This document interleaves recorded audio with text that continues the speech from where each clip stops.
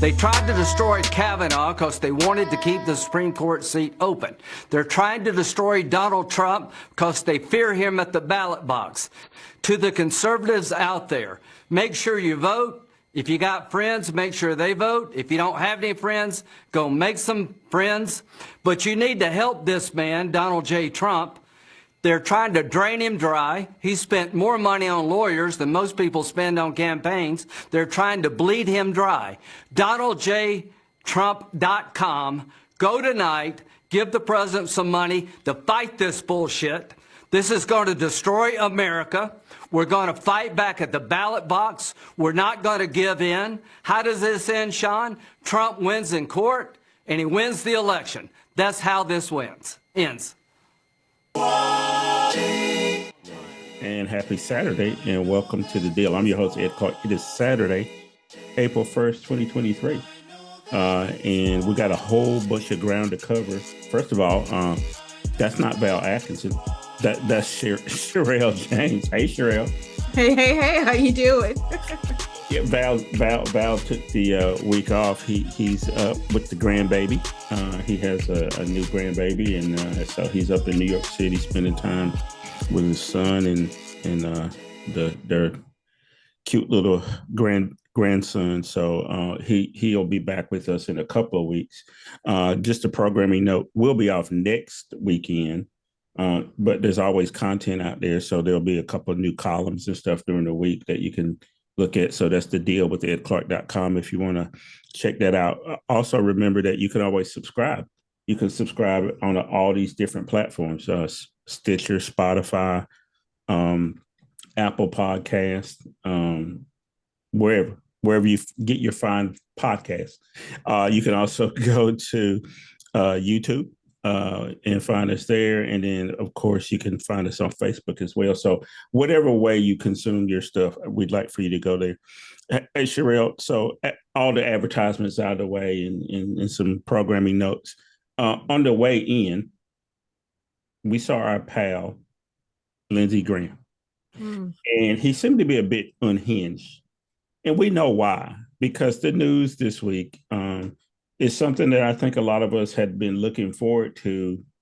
People who actually really care about democracy, which is people being held accountable. Donald Trump was indicted by a grand jury in New York.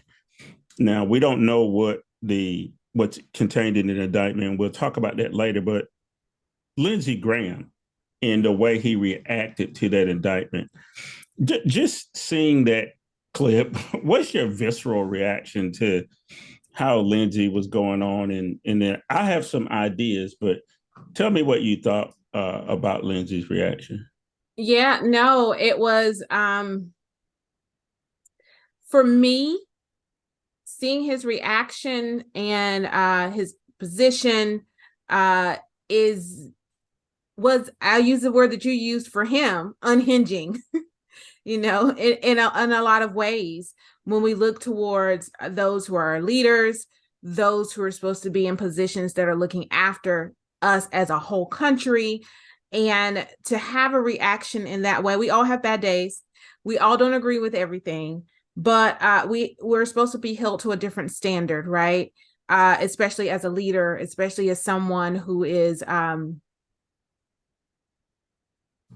on the news. Even just news is not the same any longer. And I know that we're not talking about that, but just some of the language that he used, I was like, oh, okay, is this really the news that we're watching here, or is this a show? Is this something else? And I think that that's what's happened over the years, that they've kind of been muddled. Shows and news have kind of come into one, and his reaction was just, it was out of control. That's what I'll say. It was out of control. Well, the other part of it, Cherelle, is, he was on Sean Hannity, someone who I think is, and I'll say it, I mean, people have a right to First Amendment. I don't ever want anybody muffled or anything like that. But I do think their speech has been dangerous. And one of the things that makes it especially dangerous to me is that Lindsey talks about, in other times that he's commented on this, that it will lead to violence. and Donald Trump has shown that he doesn't really care. He's ginned people up in his rally in Waco, Texas last week. He had the 1-6 men's choir recording that they played before the event. Mm-hmm. The 1-6 men's choir? These people are locked up for trying to overthrow the government, and Donald Trump has a recording with them, and he went on to brag about how it was the number one song on YouTube and all these other places, right? So here's a question for you. Do you ever get concerned that there may be more violence akin to what happened on 1-6? In light of how Lindsey's acting, in light of what Donald Trump has said, do you get concerned? Are you watching your back all the time when you're going out? I think I'm definitely always aware, and there's a heightened awareness that's happening. I am concerned because one of the things that I've learned and one of the things that I've seen just as I've been around the country and helped in various ways and various jobs that I've had.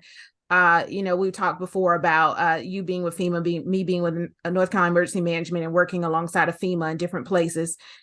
I've seen what hate does, right? I've seen that it doesn't stop at the first thing that it says, I hate this. And once that's done, or I get rid of that, it doesn't stop there. It grows. And it grows until you're against yourself almost, in a sense, right?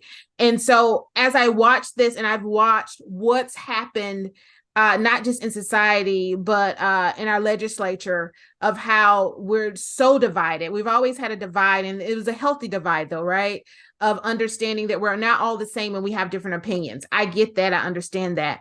But the divide that we have now, even in parties where they're divided amongst themselves and there's no solidarity anywhere, it is a place to take a pause and think, what are we doing? Where are we going?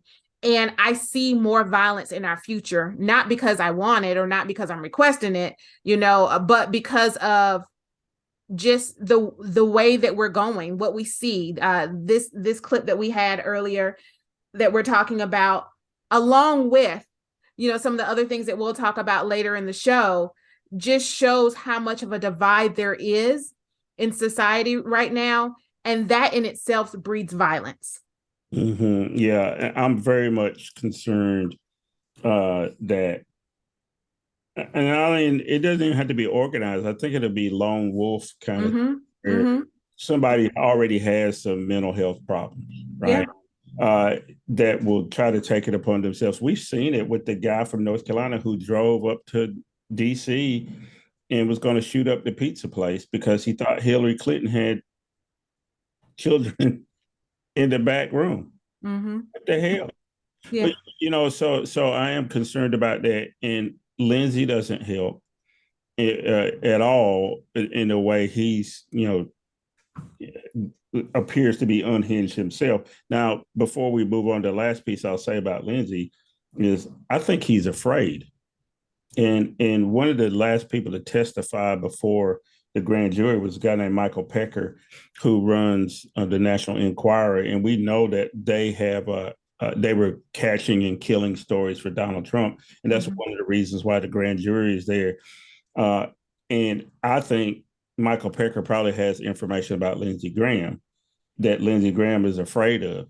Now, I've been saying that for a long time, so people who know me know that I believe that there is some information that Lindsey Graham doesn't want to get out.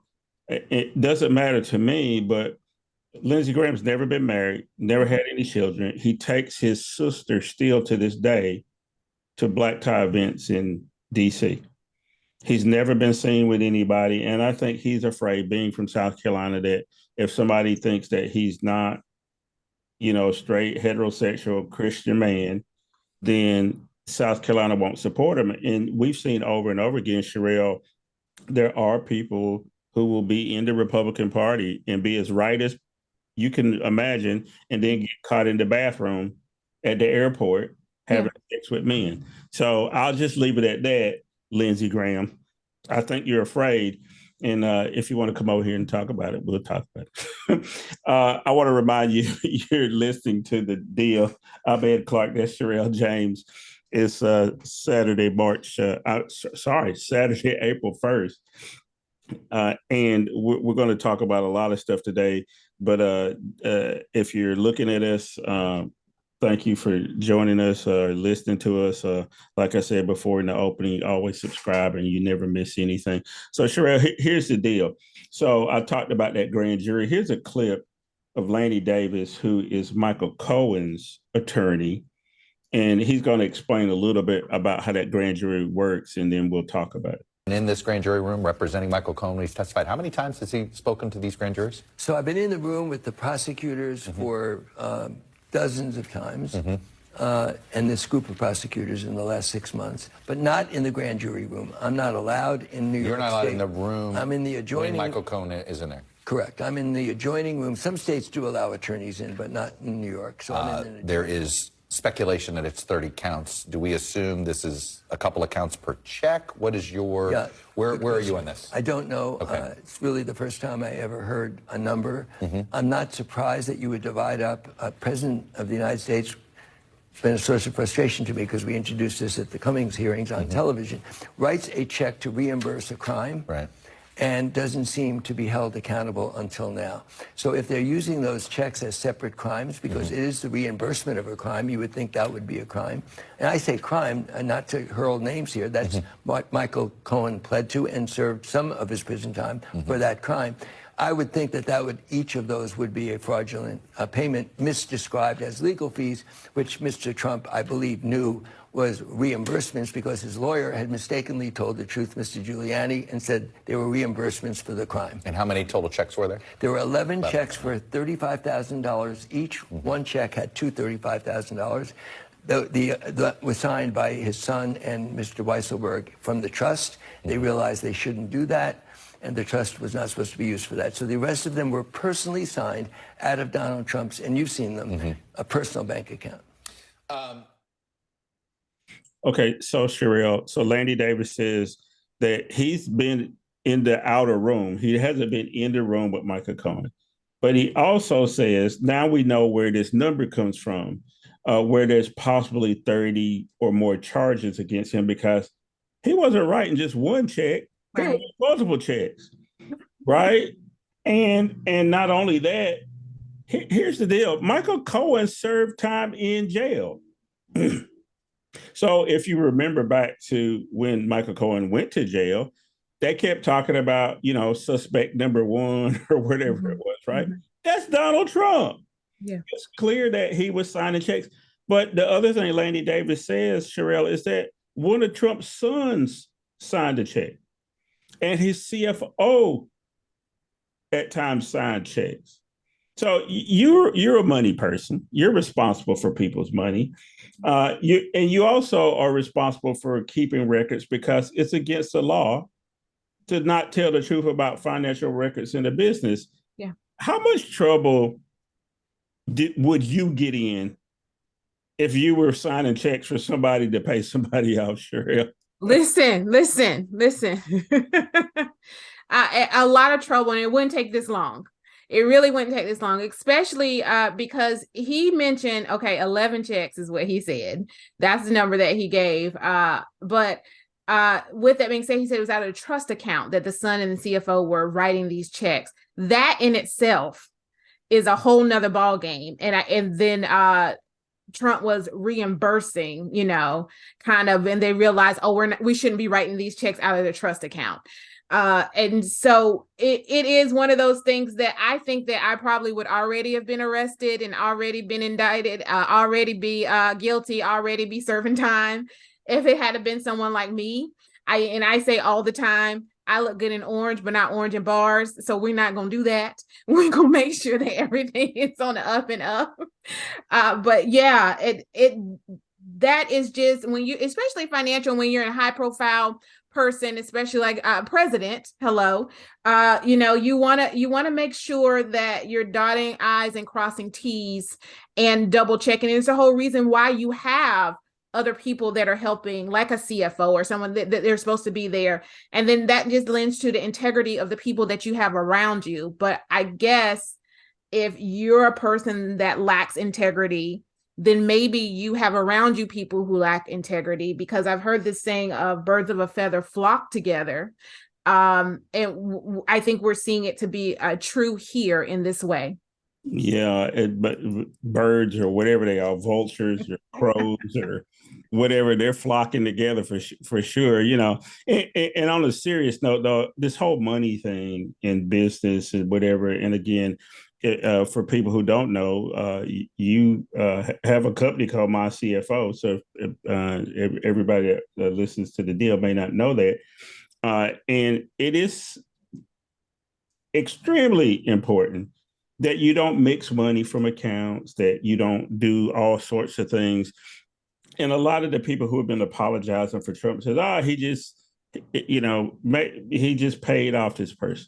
There's no just paying off anybody, because that money has to be accounted for, especially if it's coming out of the company's account or this trust account, like you were saying. And I think that may be his undoing. So we'll leave it there. So by Tuesday, Cherelle, we'll see how he shows up in New York, whether he takes the perp walk, whether or not he, makes a big deal out of it. My best guess is that he'll try to make a big deal out of it. Even though I heard Mary Trump, his niece, last night, she thinks he's pretty scared. Mm.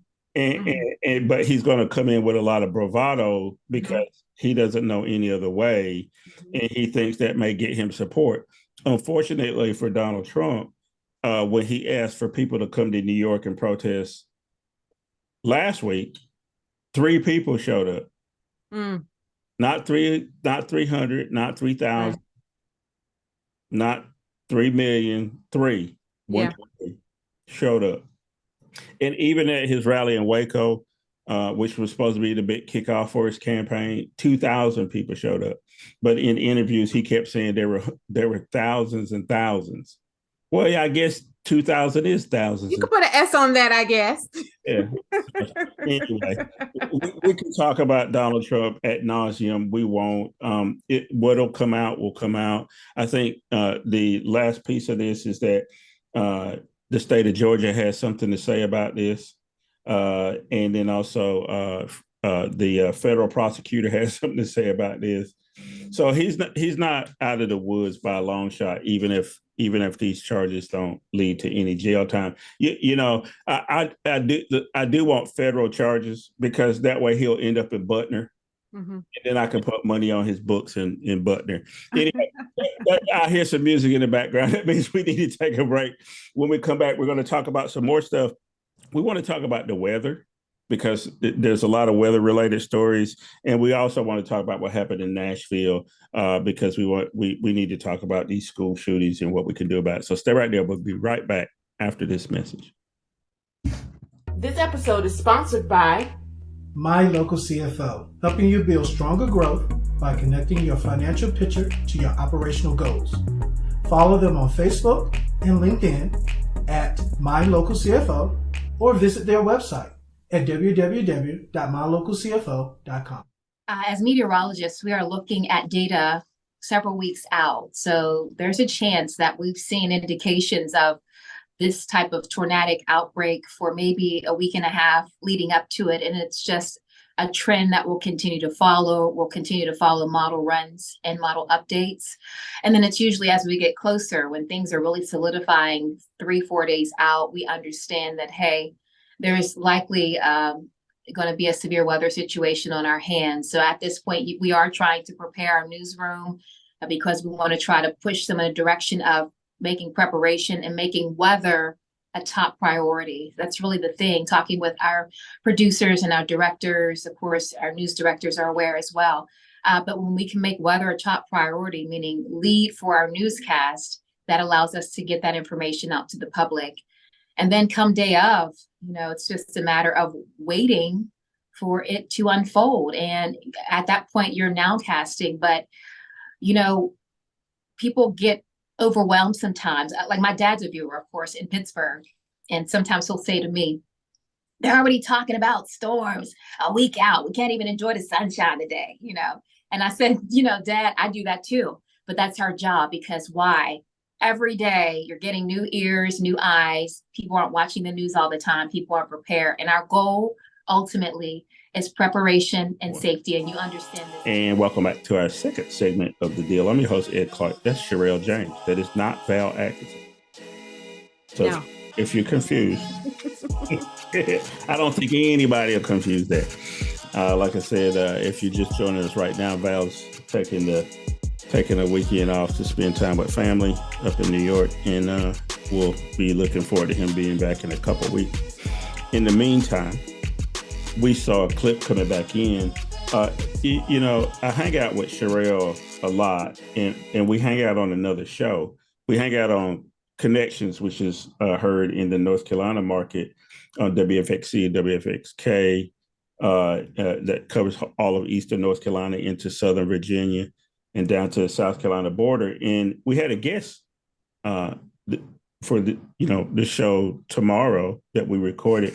Her name is Kweilyn Murphy. Kweilyn used to be the meteorologist in New Orleans, and now she's here in the Raleigh-Durham market. And we were talking to her about a lot of things, Cherelle, but one of the things that she mentioned in the clip there is that weather's getting worse. Yeah. We've seen some terrible storms come up, and we both have a history of working in emergency management. People know that by now who listen to the program.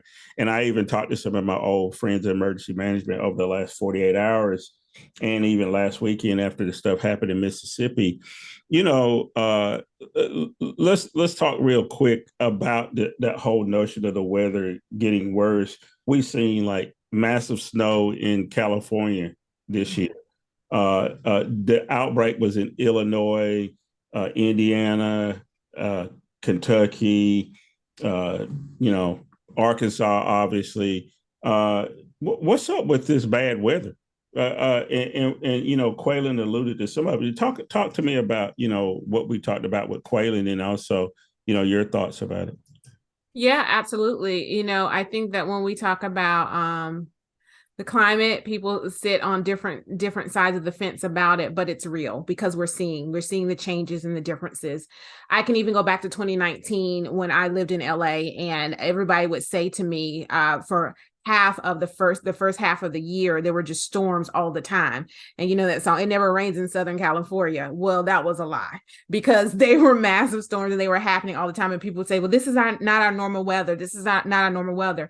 And we've been seeing it for a while now, of it, the patterns changing. And I think that it has shifted enough that we're getting snow in Southern California. We're getting massive, crazy tornadoes. I mean, we've always had Tornado Alley, but it seems like now they're coming into areas that normally didn't see tornadoes. Like Georgia had some tornadoes last week that touched down and did some damage as well. And so I really think that we have to look at climate control and what we're doing as a planet, on our planet all together. And what does that mean for each one of us individually? What does that mean for us collectively? And making sure that we're preserving a place as we move forward for the future, for whoever our legacy is that's going to be on the earth, because things are getting worse. I know when you were working in emergency management, me working in emergency management, we've seen some devastating things, but it's getting a lot worse, and it's becoming more often, and in seasons that normally they weren't in places that normally it wasn't in. And that in itself is just craziness that we need to be aware of. And it's scary because you almost can't prepare for it, Yeah.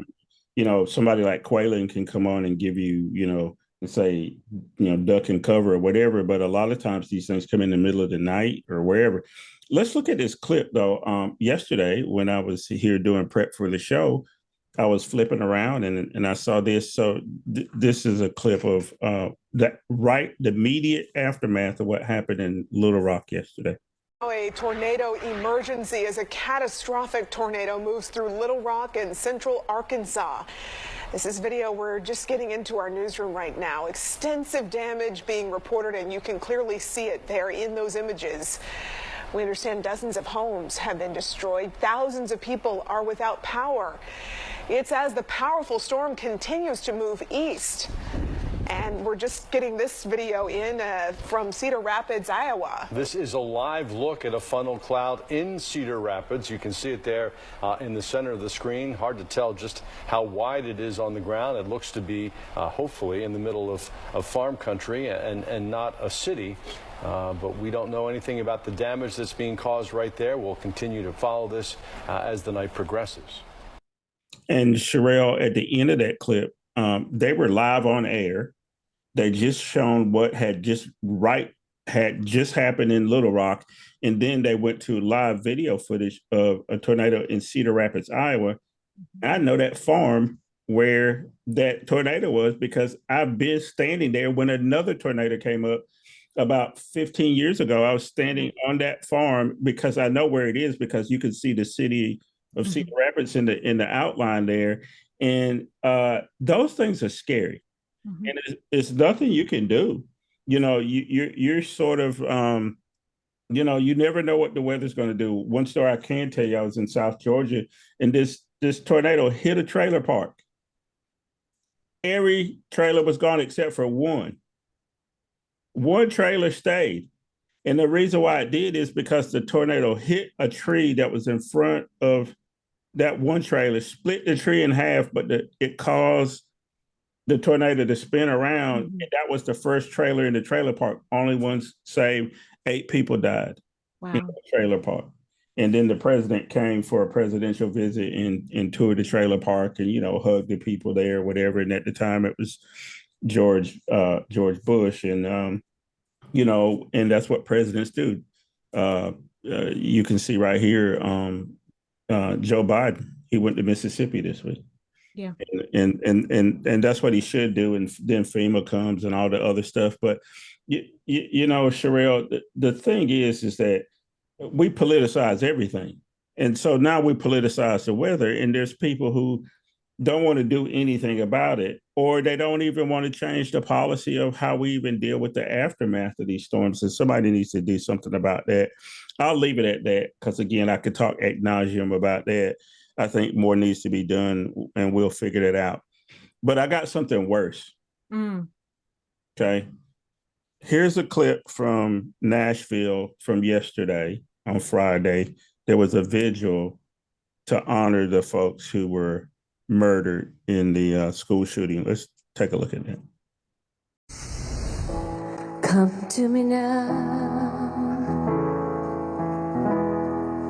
Lay your hands over me. Sheryl Crow performs before a crowd of hundreds in downtown Nashville during a vigil for the 6 victims of Monday's mass shooting at a private elementary school.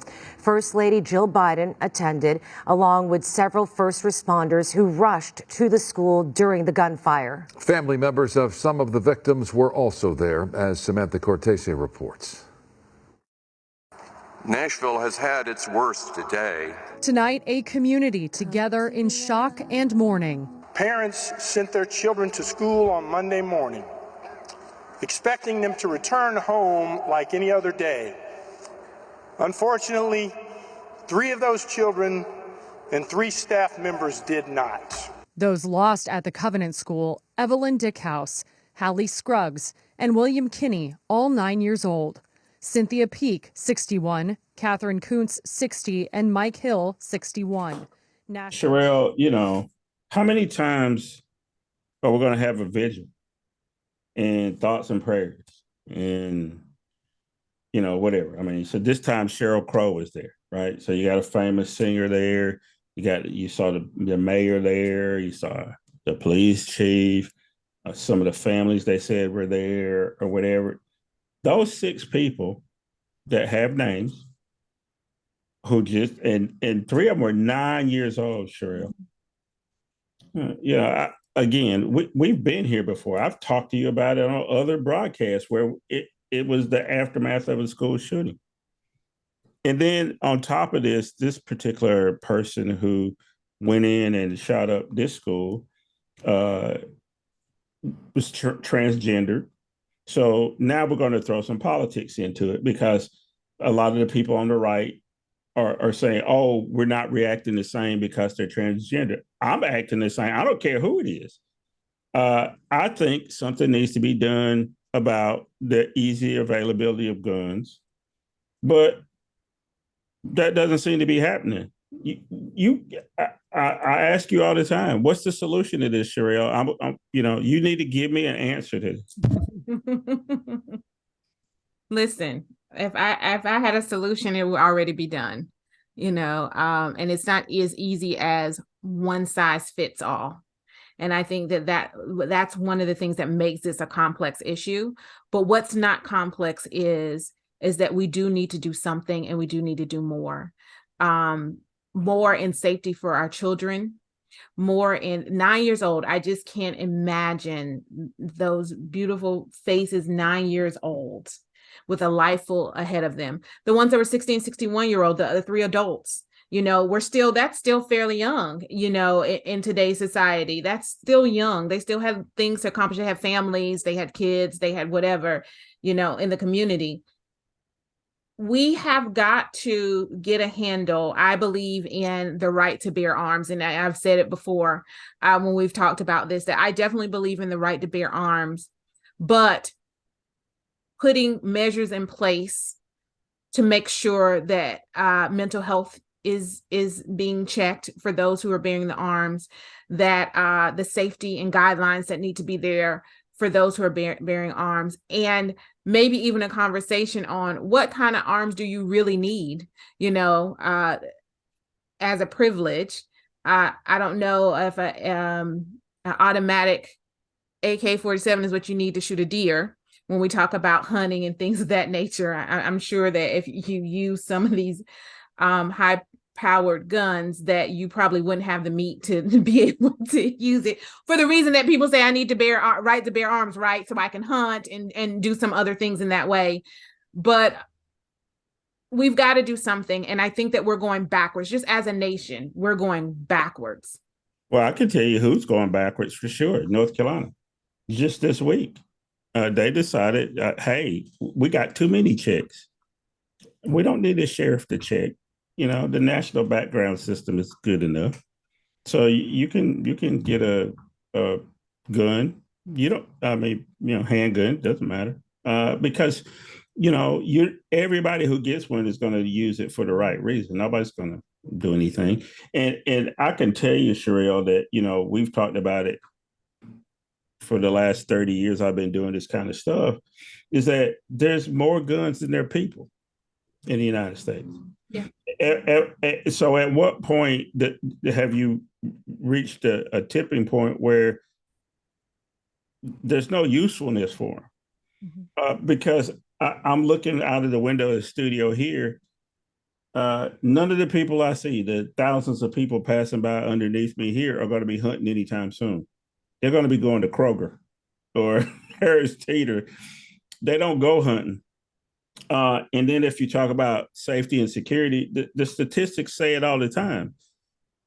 People who get killed in the house with their gun are usually other people who live in the house. Yeah. Either somebody, dad decides he's going to kill the wife and all the kids and grandma, or a kid picks up a gun and shoots themselves because they think it's a toy. Mm-hmm. Or we could even go back to the kid recently that was in Norfolk who took the gun to school and shot the teacher. He saw that kind of behavior somewhere. And it doesn't matter if you're black, white, green, whatever. But the tendency in America is that mass shooters tend to be white. And then random shootings. Just this morning when I woke up in Raleigh, North Carolina here, because I know we got listeners from all over the place, there was a murder right up the street. And I live in a good zip code. And literally not a mile from my house. And then there was another shooting in Raleigh last night, downtown. Luckily, there were so many people downtown because of the Dreamville festivals in town this week. J. Cole annual Dreamville festivals in town. So police were everywhere and they were able to catch that person, but they haven't caught the person from this morning. And again, people settle stuff with a gun as opposed to talking it out, fighting with the fist or whatever. Now, I know, people on the right will say, well, people get stabbed too, or Guns kill people. I mean, people kill people. Guns don't kill them. Whatever their saying is, right? But the fact is that in Raleigh, North Carolina, where I am, less than a mile from here, there's a dead guy. Mm-hmm. And there could have been a lot of dead people downtown because so many people are in town for this Dreamville Festival, and they were able to stop a shooting downtown last night that could have turned into a mass shooting. Yeah. And so this is how I want to end this segment, Cherelle. I talked about fear of going out in the first segment because of these wackos who support Donald Trump. Mm-hmm. Do you ever give pause about going out, period, because of, going to a street festival or going out to an outdoor restaurant?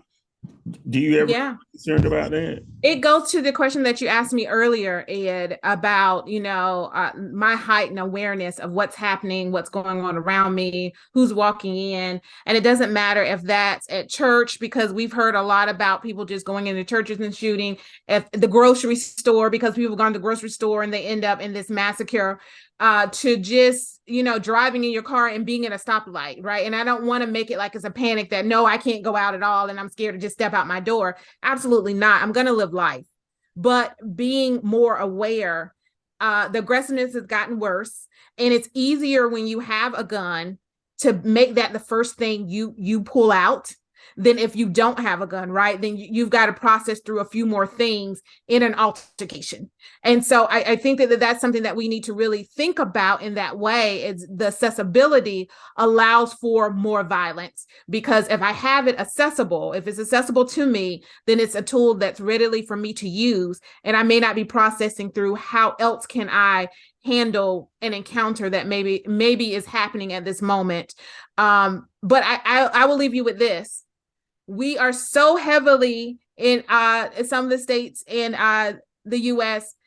saying books are a problem and banning all of these books because that's a problem. We've got to have legislation about these books, but we don't have that same legislation about guns and weapons that are really killing people, where books are not killing people. You just allows you to go to another land and use your creativity and imagination. And maybe get away from a situation or learn more about a situation. We don't do that here. We don't want to learn. We don't want to take our imaginations out of play. We don't do that here. Hey, I hear some music in the background. That's a good place for us to take a break. And when we come back, we got a couple more stories I want to cover. I want to talk about one judge in Texas who's got the hots for Obamacare and still trying to get rid of it.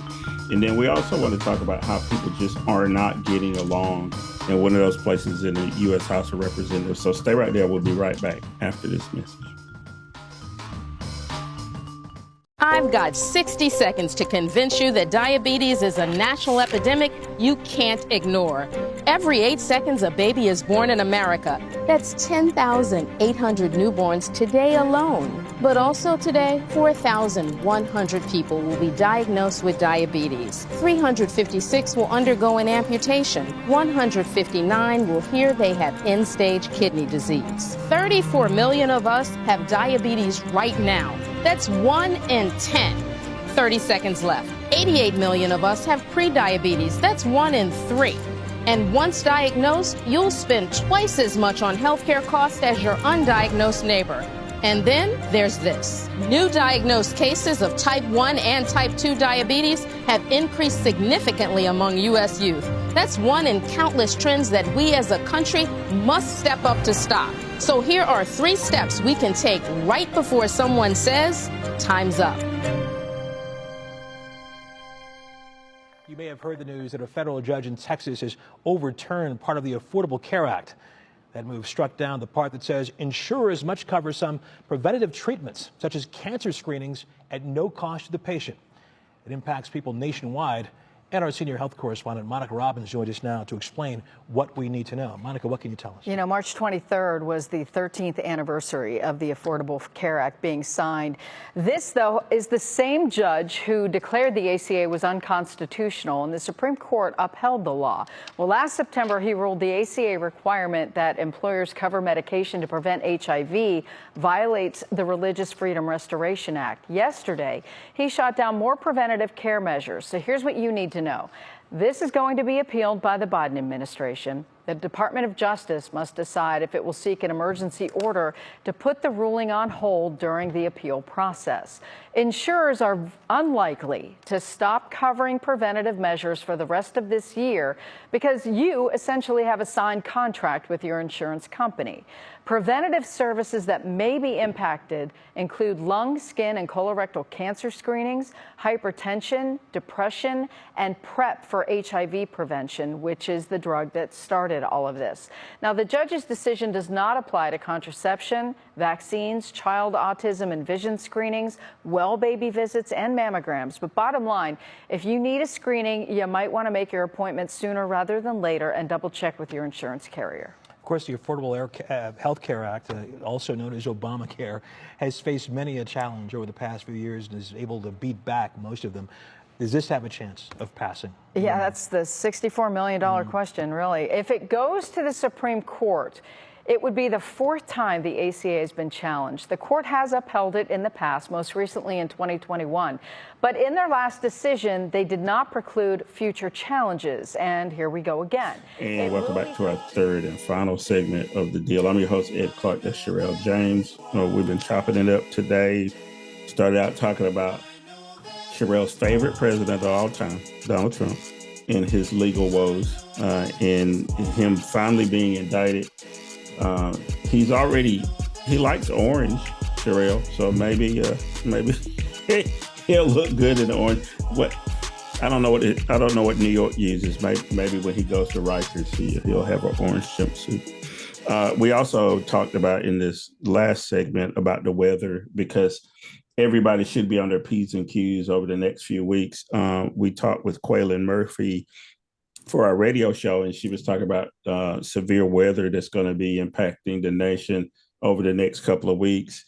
We saw that in Little Rock, Arkansas yesterday, and then, of course, the school shooting in Nashville. On the way back in, Cherelle, we saw a clip about this judge in Texas who keeps trying to get rid of Obamacare. Now, the Supreme Court says it's cool, you can have it.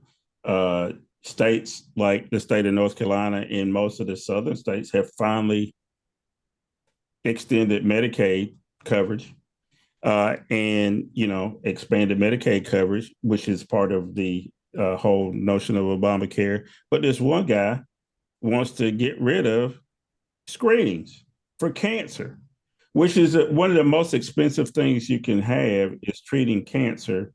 And then also just screening for it. We know that that's a good way to try to catch stuff beforehand. What the hell is this dude thinking about? Why does he have it out for Obamacare?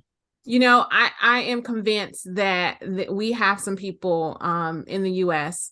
that are in leadership positions that want to have issues, right? You know those people that always have to have drama.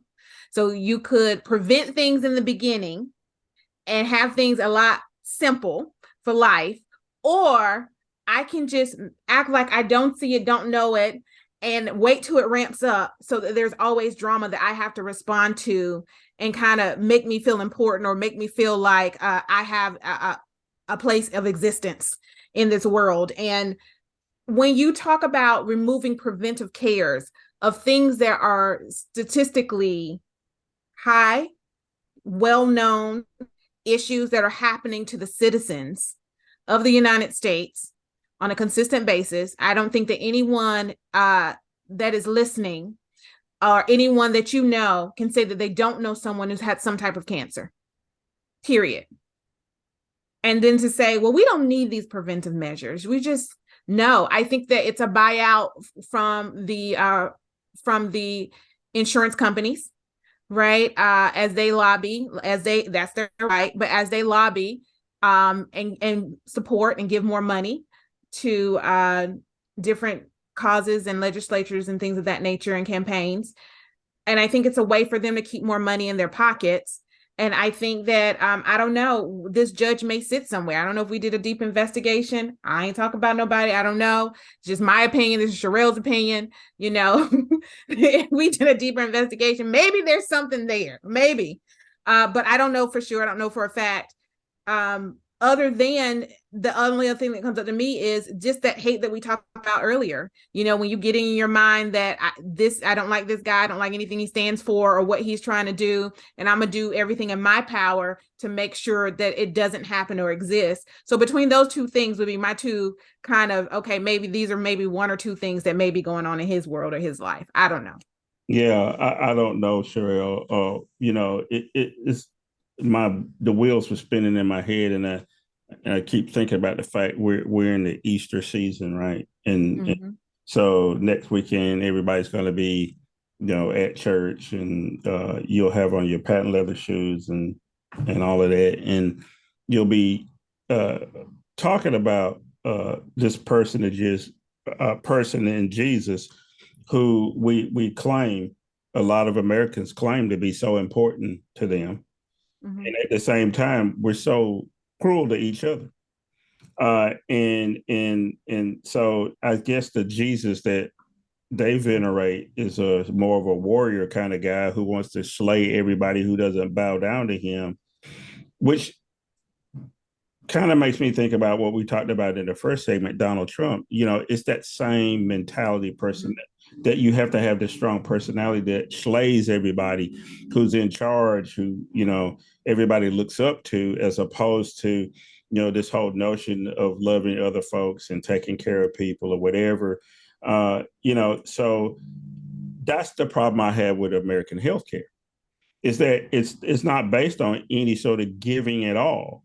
Right. It's a transactional thing. It's about, how much money do you have? Can you pay this premium?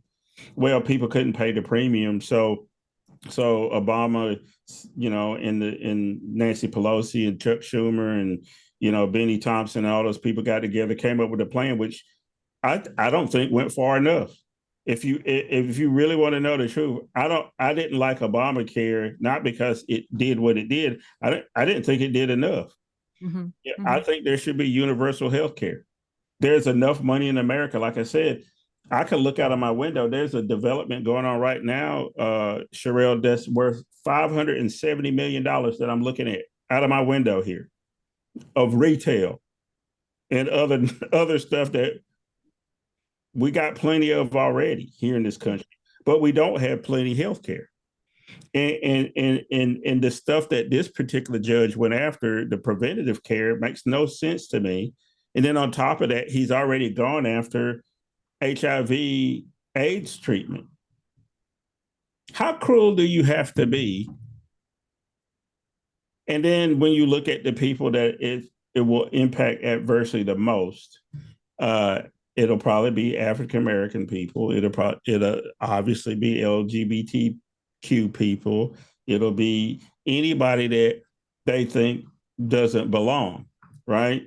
And again, that to me says something about they don't believe anything at all that their preacher tells them on Sunday. I'm not a theologian.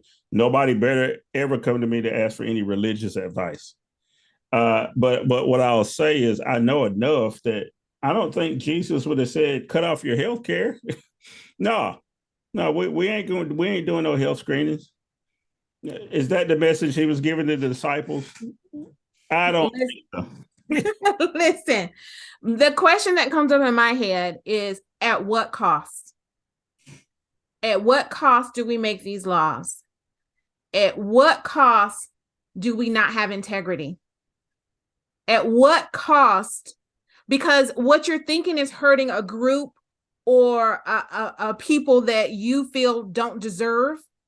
Again, I said it earlier. Again, it may start there, but it doesn't end there. It's going to come back to your front door. And now you're going to have to deal with a decision that was made, that you made, and it's going to be at your front door, and you're going to have those same obstacles. The obstacles don't change just because you made the law or just because you're at a certain income level. It doesn't change. Those obstacles are still there. Cancer doesn't care how much money you have, how much influence you have, if you sit on a bench, if you sit in legislature, it doesn't care. It does not care at all. And so the only question that comes to my mind is, at what cost to the U.S.? We don't have to worry about other countries. Because we're going to cannibalize ourselves. At what cost? At what cost? Yeah, I tell you, I will say to the day I die that I leave here that universal health care should be a right of everybody here. There's enough money in America. There's people like Jeff Bezos who has a yacht for his yacht. Yeah. And a helicopter pad on his yacht. And then when you reach those kind of levels of wealth and Elon Musk and that kind of thing, I'm not saying they don't deserve to live lavishly if they built something, but there's people that are involved in building it. And since America, we put our health insurance attached to our job, which I also think is crazy. It is what it is. So, Cherelle, before we run out of time, I want to talk about one last story. And you just talked about it. You talked about people not getting along, people acting ugly. Here's a clip of some people acting ugly or a person acting ugly and getting called out on it. And we'll talk about it. Strike it. If we aren't able to probe the veracity of their statements, the truthfulness of their statements. You will be given your 5 minutes here when we get to the 5 minutes. They're not here. They're not here. They're I absent. understand They that. cannot You will be able to they ask. have scurried away with your complicity. They refuse they have to not defend. scurried away. They in were a country dismissed of like all witnesses were 330 dismissed. million The chair people, recognizes you Mr. couldn't Sauer find two people for his to defend 5 minutes their of statements. testimony. That's pretty disgraceful. Mr. Sauer, you allowing them recognize. to leave is not weaponization. I don't know what is, Oh, Mr. Chairman. Yeah, right. Thank you all It'll for be in order, illustrating Mr. our Sauer, you point. Thank you. recognize. So, Cherelle, that's Jim No Jacket Jordan, as I like to call him. He refuses to wear a coat. I don't know what that's about. Everybody else wears a jacket. He can't wear one. And he's the chairman of the Judiciary Committee. But he's also chair of the sham that they're calling the weaponization of government committee. Ain't no government being weaponized other than him, because what he tried to do, Cherelle, is he brought in two people, had them testify as expert witnesses. One was a senator that sits over in the Senate, and the other was an attorney general from a state that happened to also have been a former congressperson. And he tried to say, oh, we need to give deference to them because they were members of Congress. There's no rule for that. He didn't want them to be cross-examined. And they also said some stuff that was kind of funky. Yeah. And of course, the Democrats said, hey, wait a damn minute. That ain't cool. And you saw what happened there. Cherelle, Jim No Jacket Jordan, Marjorie Taylor Greene, Lauren Booby Boebert, Matt Gaetz, I can go down the list. They're not nice people. And they don't seem to have any legislation that they want to get through. I think they want to try to damage the Democrats enough so whoever emerges as their nominee has a chance to win. And they thought it was going to be Donald Trump, but based on what we talked about so far, it may not be. Does the Republican Party survive having people like No Jacket Jim Jordan in their antics? Will that party split completely apart and be something else completely different because you got this group of people who support fascism? Having a strongman leader is all they seem to want. Is that what's going to happen here? That's one of the things that Marjorie Greene kind of called out for, right, was that we need to change the Republican Party, or these people that don't believe in these things the way that we do. And I'm paraphrasing. So this is my paraphrasing that's happening here. They need to go and we need a whole nother party. And so it has been called for. And I think that when you get people that get so hateful or just have in their head just one way. And we hear about the woke, right? How they use the woke and different things like that. If you don't agree with me, then you're wrong. Well, that's not how we were built. That's not what democracy is. That's not what we were, built upon. We have an exchange of ideas is usually what happens. But these set of people that you have mentioned, along with their cohorts, have said, if you don't agree this way, then you're 100% wrong. We're right and you're wrong, period. Again, I said earlier, there's no one size fits all because there's a lot of dynamics that are happening in the country, a lot of dynamics of we're a melting pot. That's the first dynamic, right? From the core, what's created us as a nation is that we're a melting pot, which means that there's complexity to that. And so there's not a one idea. It's finding out what's best for overall. I've served on a smaller board, very, very smaller board called the HOA for your community. And inside of that, it wasn't, oh, this is what works for me, so it needs to work for you guys, you know? So this has to be the rule. It was, no, what does the community need? What do we need as a people? What do we need as residents? What's going to be best for our community and what's happening? But when you get leaders in place, and this is why voting is important, this is why being active is important in your community, because when you get people who are about self, or whatever their agenda is, period, then this is what you get. And so he dismissed the two people so that they couldn't be asked questions about some of the sketchiness, right? Cross-examined. And inside of that, we saw what erupted. And if it is a democracy, you should have a right to ask questions. I'm just saying, I can't just take all the time what you tell me, especially if I have questions or I have a different knowledge set than what you have. Yeah.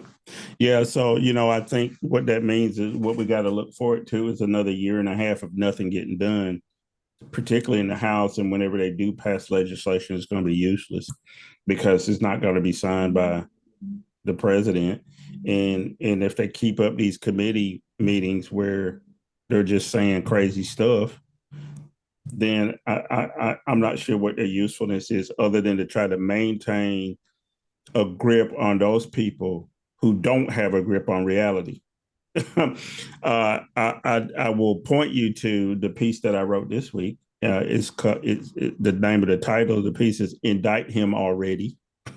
and I actually wrote it the day before we learned that Trump was going to be indicted.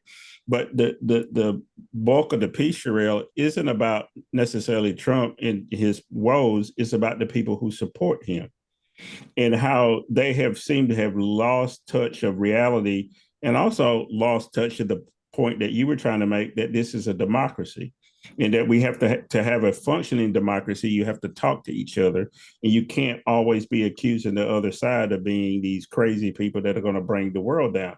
Now, of course, in the same breath, I just accused them of being crazy people that are trying to bring the world down. However, they have shown a propensity to it. Me saying that I think everybody should have universal health care is a matter of counting beans and figuring out how we can do it collectively as a group. When they say no care at all for preventative care for cancer screening means somebody's going to die. And that's the difference. And I'll leave it at that. So, Cherelle, like we always do, I have to ask you anything you're working on, anything we need to know. I know it's tax season, and I'm pretty sure you might want to say something about that because the 15th is going to be here before we know it. Yes. And this year, April 18th is the tax date because of a holiday and things of that nature. But I just want you to know that no matter who you are, no matter where you are okay right where you are. But if you want to make change, then you can do it today. That's where I am in my life today. That's how I feel. And that's my message as we leave out on the deal. You so mushy. Yeah, but you're right about that, Cherelle, and you know what I always do? I always tell you to go out and do something good for somebody today. And that's all I ever ask you to do. And if you do that, the world's going to be a better place. We'll see you next time. Remember, we're off next weekend because it's the holiday, Easter holiday. And then we'll be back in 2 weeks. Val should be back from gallivanting around the world. And if you get a chance, watch some basketball today. If you're here in Raleigh visiting for the Dreamville Festival, welcome to town. And we'll see you in a couple of weeks. All right, bye.